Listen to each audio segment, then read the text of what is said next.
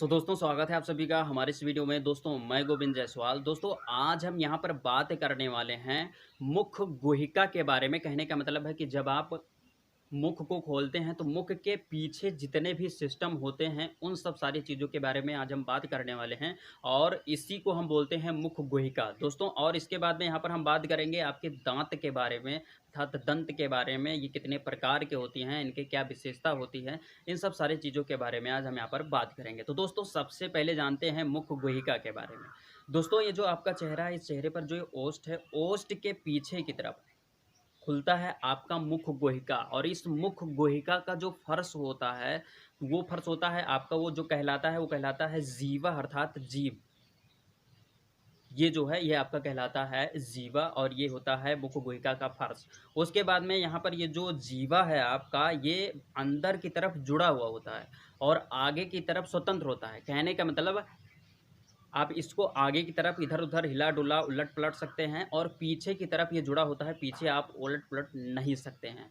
और उसके बाद में ये जो आपका मुख गुहिका है, इसका जो बगल का दीवार होता है, ये होता है अर्थात गाल जो है ये मांसल होता है, ये आपका ये दीवार है इस मुख गुहिका का। उसके बाद में मुख गुहिका का जो छत होता है, वो ऊपर की तरफ होता है ये, और इसको हम बोलते हैं तालु। अब दोस्तों इस तालु को हम यहाँ पर करें तो ये दो भागों में बटा है।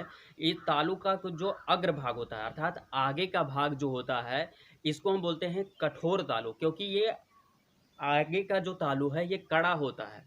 और इसी तालु में पीछे का तालु जो होता है अर्थात पश्च पश्च तालु जो होता है, वो क्या होता है आपका कोमल होता है। जो अंदर का तालु है वो आपका कोमल होता है, तो इसको हम बोलते हैं कोमल तालु। अब दोस्तों इस तालु के जस्ट पीछे यहाँ पर आपका एक छोटा सा जीभ नुमा दिखेगा, वो लटका हुआ होता है ऊपर की तरफ बीच में, उसको हम बोलते हैं अलजीवा। और दोस्तों ये जो अलजीवा है ये आपके ग्रसनी, ग्रसनी किसे कहते हैं, जो आपका ये मुड़ाव है, जो आपके मुंह और ग्रस नली को जोड़ती है, मुड़ाव जो है इसको हम बोलते हैं ग्रसनी। तो उस ग्रसनी के आगे ऊपर की तरफ बीच में ही ये जो अलजीवा है ये लटका हुआ होता है।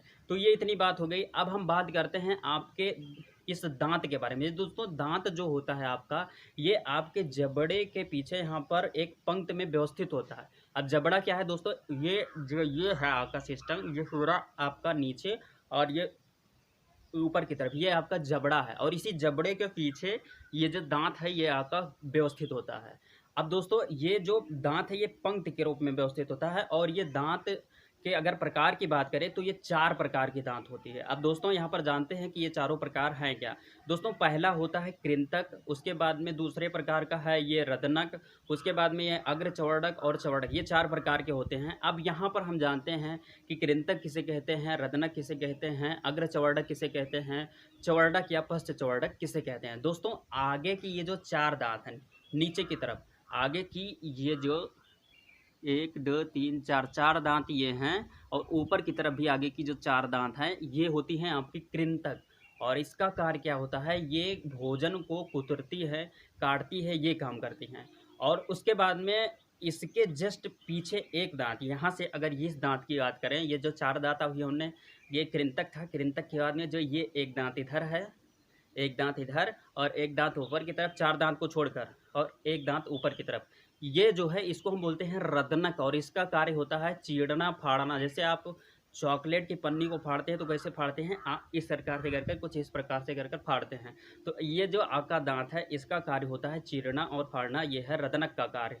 अब हम यहाँ पर बात करने वाले हैं अग्रचवर्णक की। दोस्तों अग्रचवर्णक जो है ये यहाँ पर 2 दांत, इस जो ये अभी रदनक की बात की, रदनक को छोड़कर यहाँ की जो 2 दांत हैं, ये इधर की 2 दांत नीचे की तरफ, इधर की 2 दांत नीचे की तरफ, ऊपर की 2 दांत यहाँ पर नीचे की तरफ, और नीचे ऊपर की तरफ इस साइड के जो है इधर भी 2 दांत नीचे की तरफ, अर्थात या 4 दांत नीचे 4 दांत ऊपर, ये आपके होते हैं अग्रचवर्णक। और इनका कार्य होता है भोजन को कूचना और पीसना, अर्थात ये भोजन को पीसते हैं।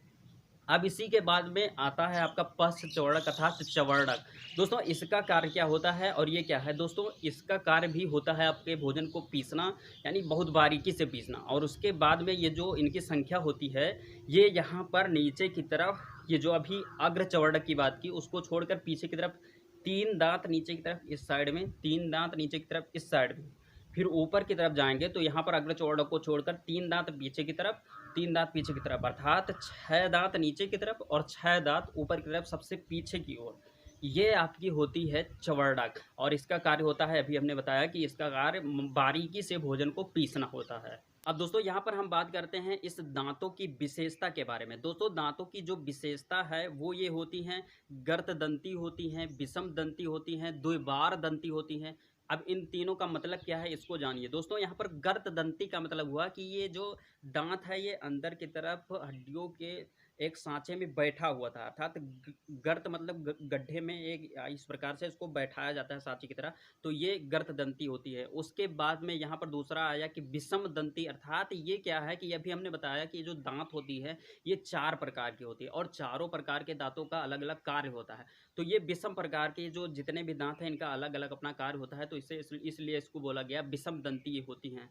उसके बाद में अभी हमने यहाँ पर कहा कि ये द्विबार दंती होती है। कहने का तात्पर्य इसका है कि ये जो मनुष्य का दांत है ये 2 बार यहाँ पर इसके निकलता है। जैसे पहले क्या होता है कि कहते हैं पहले का दांत टूट जाता है तो उसको कहते हैं दूध वाली दांत टूट गई, उसके बाद में आपका भोजन वाला दांत आता है। तो ये क्या है कि जो मनुष्य का दांत होता है ये 2 बार यहाँ पर उगता है, इसलिए इसको यहाँ पर बोला गया कि ये द्विबार दंती है। तो दोस्तों ये रहा आज का हमारा वीडियो। दोस्तों अगली आने वाले वीडियो में मानव जीवा अर्थात मनुष्य के जीभ के बारे में, ग्रसनी के बारे में और ग्रसनली के बारे में और यहाँ पर इन सब सारी चीज़ों के बारे में हम बात करेंगे। दोस्तों उम्मीद करता हूँ ये वीडियो आप सभी को पसंद आई होगी। वीडियो पसंद आई तो प्लीज़ लाइक कीजिए और दोस्तों यदि आप नए हैं हमारे चैनल पर तो चैनल को सब्सक्राइब कर प्रेस कर लीजिए बेल आइकन को, जिससे कि आपको नए वीडियो का अपडेट मिलता रहे। तो दोस्तों बस यहीं पर दीजिए इजाज़त। जय हिंद, वंदे मातरम।